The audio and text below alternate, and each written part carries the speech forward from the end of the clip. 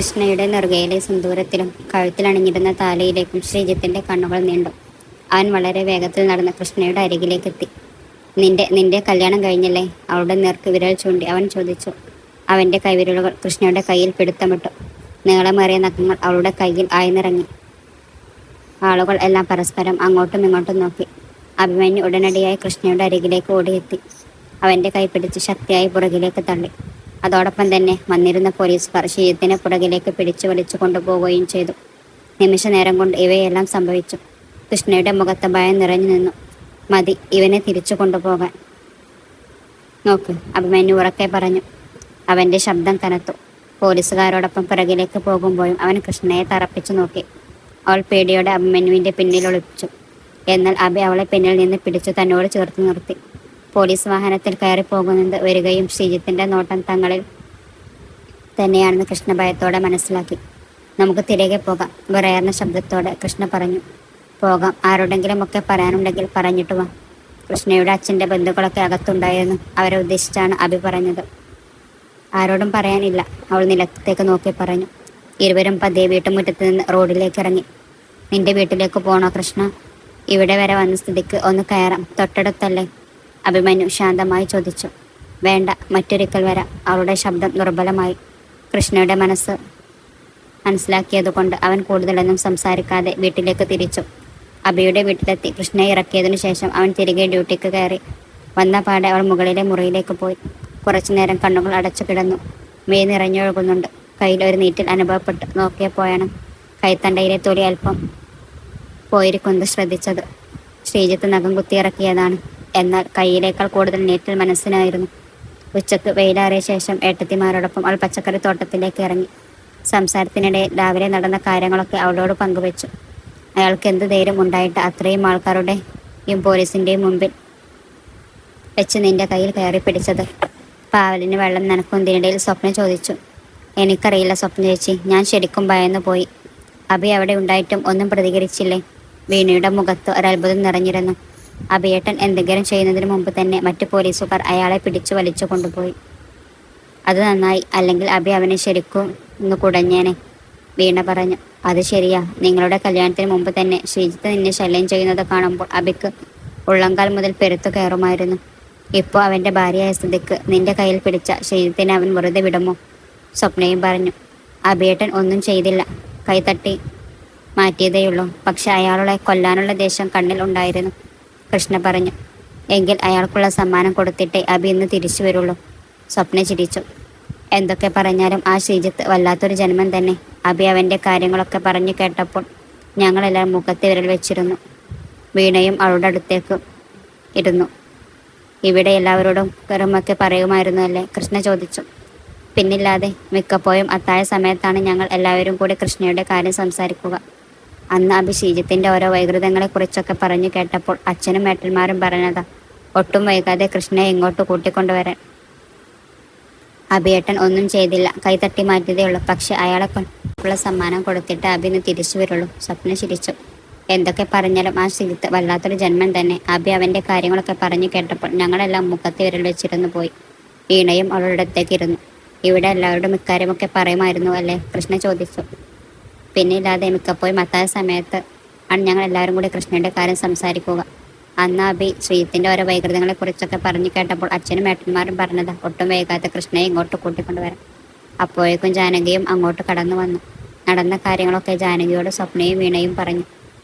ഇവനെ പോലെയുള്ളവരൊക്കെ ജയിലിൽ കിടന്നാൽ എന്താ, രക്ഷിച്ചു കൊണ്ടുവരാൻ ആൾക്കാരുണ്ടല്ലോ എന്നോർക്കുമ്പോഴാണ് സങ്കടം തോന്നുന്നത്, ജാനകി അഭിപ്രായപ്പെട്ടു.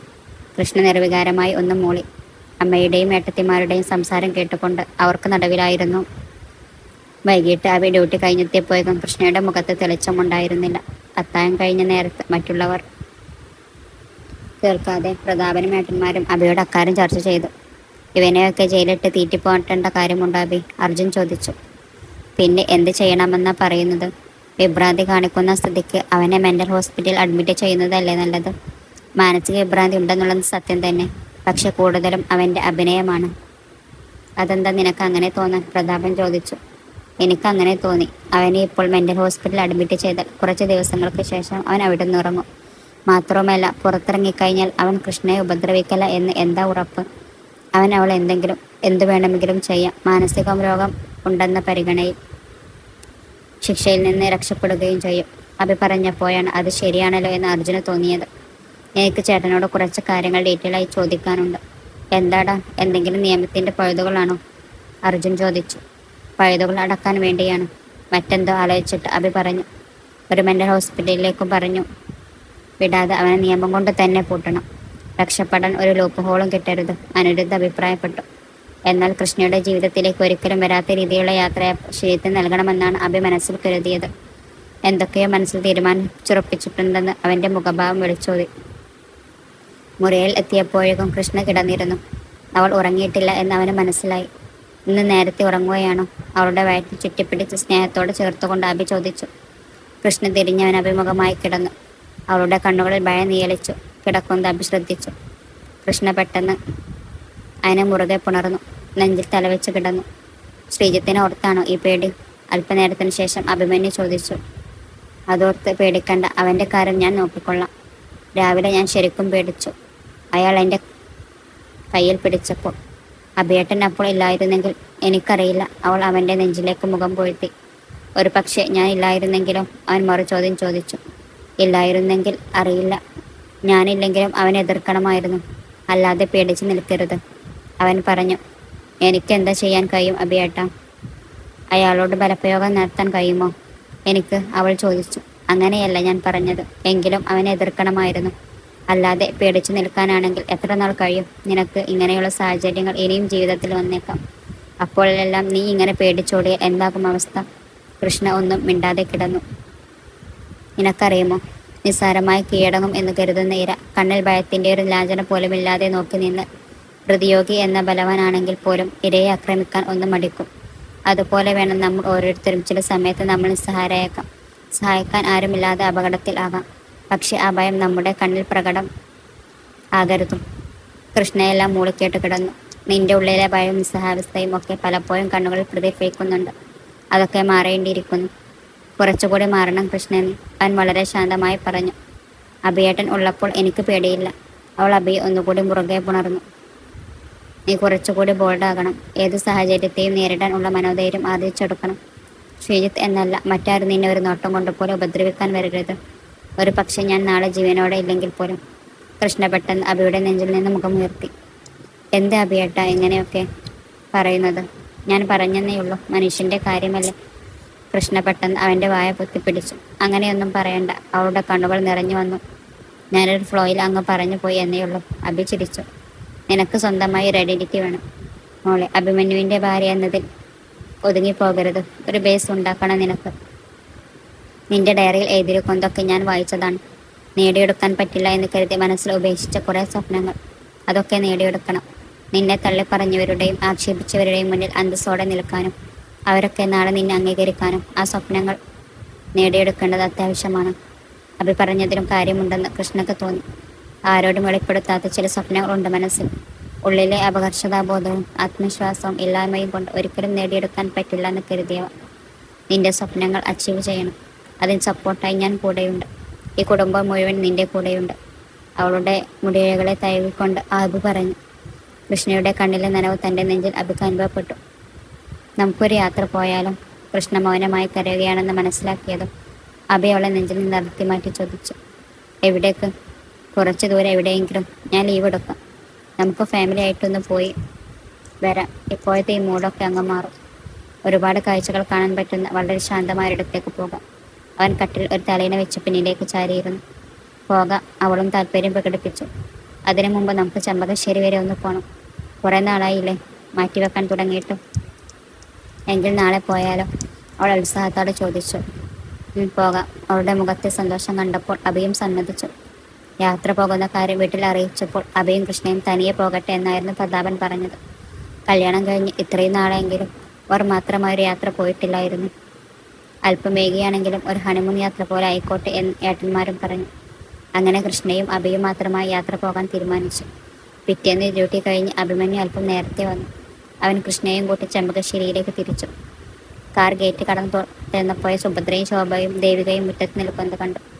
ഡ്രൈവിംഗ് സീറ്റിൽ നിന്ന് കൃഷ്ണ ഇറങ്ങുന്നത് കണ്ട് അവരുടെയൊക്കെ മുഖത്ത് ഞെട്ടൽ പ്രകടമായിരുന്നു. ദേവിക ഓടി വന്ന് അവളോട് സംസാരിച്ചു. കൃഷ്ണയും അഭയും ദേവികയോട് സംസാരിച്ചതിനു ശേഷം സുഭദ്രയോടും ശോഭയോടും വിശേഷങ്ങൾ ചോദിച്ചു. നിങ്ങൾക്ക് ഇപ്പോഴാണോ മക്കളെ ഇവിടേക്ക് വരാൻ നേരം കിട്ടിയത്? അകത്തേക്ക് കയറിയതും രവീന്ദ്രനും സതീശനും അവരോട് പരിഭവിച്ചു. കുറച്ച് തിരക്കിലായിരുന്നു, ഇപ്പോഴാ ലീവ് കിട്ടിയത്. അതാണ് ഇവിടേക്കുള്ള വരവ് ഇത്രയും നീണ്ടുപോയത്, അഭിമന്യു പറഞ്ഞു. ഇരുവരും സോഫയിലേക്ക് ഇരുന്നു. ദേവിക ചെന്നു രണ്ടുപേർക്കും കുടിക്കാൻ ചായയുമായി വന്നു. തൻ്റെ ഇതുവരെയുള്ള ജീവിതത്തിലെ ഒരു പ്രധാന ഇടമായിരുന്നു ഈ തറവാട്. ഇത്രയും നാൾ താമസിച്ച വീട്ടിൽ വിരുന്നുകാരിയായി വന്നിരിക്കുന്നതിൽ കൃഷ്ണക്ക് അതിശയം തോന്നി. അവരുടെ വരവറിഞ്ഞു നാരായണിയമ്മയും താഴേക്ക് ഇറങ്ങി വന്നിരുന്നു. അഭയും കൃഷ്ണയും അച്ചമ്മയുടെ അനുഗ്രഹം വാങ്ങി. നിറഞ്ഞ സ്നേഹത്തോടെയാണ് നാരായണിയമ്മ അവരോട് സംസാരിച്ചത്. ജീവിതത്തിൽ ആദ്യമായുള്ള അനുഭവം ആയതുകൊണ്ടാകും കൃഷ്ണയുടെ കണ്ണുകൾ ഈറനണിഞ്ഞു. ചുരുമിങ്ങിയ സമയം മാത്രം അവിടെ ചിലവഴിച്ചു വീണ്ടും വരാമെന്ന് പറഞ്ഞ് ഇരുവരും അവിടെ നിന്നിറങ്ങി. നമുക്ക് ഹരിയുടെ വീട്ടിൽ കൂടെയൊന്ന് കയറാം, തിരികെ പോകുന്നതിൽ അഭിമന്യു പറഞ്ഞു. വേണ്ട, അങ്ങോട്ടേക്ക് ചെല്ലുന്നത് ഹരിയേട്ടൻ്റെ അച്ഛനും അമ്മക്കും ഇഷ്ടമായെന്ന് വരില്ല, കൃഷ്ണ പറഞ്ഞു. നമ്മൾ അവരെ കാണാനല്ല പോകുന്നത്, ഹരിയെയും മീനാക്ഷിയെയും കാണാനാണ്, അവൻ ഗൗരവത്തിൽ പറഞ്ഞു. പോണോ? കൃഷ്ണ സംശയിച്ചു നിന്നു. അവരുടെ കയ്യിൽ നിന്നും കീ വാങ്ങി അഭി ഹരിയുടെ വീട്ടിലേക്ക് വണ്ടി തിരിച്ചു. അവർ അവിടേക്ക് ചെന്നപ്പോൾ സന്ധ്യ കഴിഞ്ഞ നേരമായിരുന്നു. വണ്ടി വന്ന് നിൽക്കുന്ന ശബ്ദം കേട്ടപ്പോൾ മീനാക്ഷി വന്നു നോക്കി. കൃഷ്ണ അവൾ ഉറക്കെ വിളിച്ചു. സന്തോഷത്തോടെ മീനാക്ഷി ഓടി വന്ന് അവളെ കെട്ടിപ്പിടിച്ചു. നീ വരുമെന്ന് ഞാൻ തീരെ കരുതിയില്ല, അവൾ കൃഷ്ണയുടെ മുഖം കൈകളിലെടുത്തു പറഞ്ഞു. മീനാക്ഷിയുടെ മുഖത്ത് സന്തോഷം മലയടിക്കുന്നുണ്ടായിരുന്നു. അഭിയെയും കൃഷ്ണയും അവൾ അകത്തേക്ക് ക്ഷണിച്ചിരുത്തി. രാധാകൃഷ്ണനും പാർവതിയും മുറ്റത്ത് പുറത്തേക്ക് ഇറങ്ങി വന്നു. അഭിമന്യു എഴുന്നേറ്റ് ചെന്ന് രാധാകൃഷ്ണൻ ഷേക്കേൻഡ് നൽകി. മോശമായി എന്തെങ്കിലും അവർ പറയുമോ എന്നതായിരുന്നു കൃഷ്ണയുടെ പേടി. എന്നാൽ അവളെ നെട്ടിച്ചുകൊണ്ട് വളരെ മാന്യമായി ഇരുവരും സംസാരിച്ചു. അഭി അവരെ കൊണ്ട് അങ്ങനെ സംസാരിപ്പിച്ചു എന്നാണ് കൃഷ്ണക്ക് തോന്നിയത്. അവർ തമ്മിൽ സംസാരിച്ചിരുന്നപ്പോഴാണ് ഹരി ഹോസ്പിറ്റലിൽ നിന്ന് തിരികെ എത്തിയത്. കൃഷ്ണയെ കണ്ടതും അവനൊരു നിമിഷം നിശ്ചയനായി നിന്നു. അടുത്ത നിമിഷം തന്നെ അവൻ അവളുടെ അരികിലേക്ക് നടന്നെത്തി. വാട്ട് എ പ്രസന്റ് സർപ്രൈസ്, ഞെട്ടിച്ചു കളഞ്ഞല്ലോ നീ, അവളുടെ കൈകൾ കൂട്ടിപ്പിടിച്ചു ഹരി പറഞ്ഞു. പെട്ടെന്ന് തീരുമാനിച്ചത് ഹരിയേട്ട, എല്ലാവരെയും ഒന്ന് കാണും എന്ന് കുറേ നാളായി കരുതുന്നു, കൃഷ്ണ ചിരിച്ചു. ഒരുപാട് നേരമായോ വന്നിട്ട്, അവൻ അഭിക്ക് കൈ കൊടുത്തുകൊണ്ട് ചോദിച്ചു. കുറച്ചു നേരമായതേ ഉള്ളൂ, അവൻ മറുപടി നൽകി. അവർ തമ്മിൽ സംസാരിക്കട്ടെ എന്ന് കരുതി രാധാകൃഷ്ണനും പാർവതിയും മാറിക്കൊടുത്തു. 4 പേരും സംസാരിച്ചുകൊണ്ട് ഹാളിൽ ഇരുന്നു. ഹരിയെ അന്ന് കണ്ടതിനേക്കാൾ കൂടുതൽ സന്തോഷവാനായി കൃഷ്ണക്ക് തോന്നി. അന്ന് കണ്ടപ്പോൾ ഒരു വിഷാദമായിരുന്നു അവന്. ഇന്നതൊക്കെ മാറി കുസൃതി നിറഞ്ഞ പഴയ ഹരി ആയതുപോലെ. ഞങ്ങളൊരു യാത്ര പോകാൻ ഇങ്ങനെ പ്ലാൻ ചെയ്തിരിക്കുകയാ, സംസാരത്തിനിടയിൽ അഭി പറഞ്ഞു. എവിടേക്ക്? ഹരി ചോദിച്ചു. സ്ഥലം ഇതുവരെ തീരുമാനമായില്ല, കുറച്ച് ദൂരേക്ക് പോകണമെന്ന മനസ്സിൽ കൃഷ്ണ പറഞ്ഞു. എവിടേക്ക് പോകണം എന്നതിൽ കൺഫ്യൂഷൻ എങ്കിൽ ഞാനൊരു സ്ഥലം പറയാം, ഹരി പറഞ്ഞു. എവിടെയാണെന്ന് അറിയാനുള്ള ആകാംക്ഷയിൽ മീനാക്ഷിയും കൃഷ്ണയും അവനെ നോക്കി. കേദാർനാഥ്. കൃഷ്ണയുടെ മനസ്സിലേക്ക് ഒരു തണുപ്പനുഭവപ്പെട്ടു. കേദാർനാഥ്, എന്നെങ്കിലും ഒരിക്കൽ അവിടെ പോകണമെന്ന് പണ്ട് താനും ഹരിയേട്ടനും മീനി ചേച്ചുമായി പറഞ്ഞത് അവൾക്ക് ഓർമ്മ വന്നു. ഏതോ ബുക്കിൽ വായിച്ചറിഞ്ഞ സ്ഥലത്തെപ്പറ്റി വാ തോരാതെ തന്നോട് ഹരിയേട്ടൻ പറഞ്ഞിട്ടുള്ളതാണ്. അത് കേട്ടിട്ട് അന്ന് അവിടെ പോകണമെന്ന് വെറുതെ മനസ്സിൽ ഒരുപാട് ആഗ്രഹിച്ചതും. അവൾ മീനു ചേച്ചിയെ വെറുതെ ഒന്ന് പാളി നോക്കി. മുഖത്ത് തന്നെ പോലെ തന്നെ അത്ഭുതം നിറഞ്ഞിരിക്കുന്നു. മീനുവും പഴയ കാര്യങ്ങൾ ഓർക്കുകയാണെന്ന് അവൾക്ക് തോന്നി. ഞാൻ കേട്ടിട്ടുണ്ട് കേദാർനാഥിനെ പറ്റി. ഉത്തരാഖണ്ഡിൽ അല്ലേ അത്? അഭിമന്യു ചോദിച്ചു. അതെ, സൂപ്പർ പ്ലേസ് ആണ്. ലൈഫിൽ ഒരിക്കലെങ്കിലും അവിടെ പോയിട്ടില്ലെങ്കിൽ അതൊരു നഷ്ടം തന്നെയാ. നിങ്ങൾക്ക് അവിടേക്ക് ആയിക്കൂടെ ഈ യാത്ര? ഹരി ചോദിച്ചു. എന്തു പറയുന്നു കൃഷ്ണൻ? അവൻ ചോദിച്ചു. എനിക്ക് സമ്മതമാ, അവൾ പറഞ്ഞു. ഹരി, എങ്കിൽ പിന്നെ നിങ്ങൾ രണ്ടാളും കൂടി വാ ഞങ്ങളുടെ കൂടെ, നമുക്കൊരുമിച്ച് പോയാലോ? നല്ലൊരു ട്രിപ്പാകുമിത്. അഭിമന്യു പ്രതീക്ഷയോടെ ഹരിയെ നോക്കി. അവൻ മീനാക്ഷിയെ നോക്കി. അവളുടെ മുഖവും സമ്മതമാണെന്ന് വിളിച്ചു പറഞ്ഞു. ഷുവർ, നമുക്ക് പോകാം, ഹരി അഭിക്ക് കൈ നൽകിക്കൊണ്ട് പറഞ്ഞു. മനസ്സും ശരീരവും നിർമ്മലമാക്കുന്ന കേദാർനാഥിലെ അസുലഭ യാത്രക്കായി അഭിമന്യുവും കൃഷ്ണയും ഹരിയും മീനാക്ഷിയും തയ്യാറെടുത്തു. ചില സത്യങ്ങൾ വെളിപ്പെടാനുള്ള യാത്ര.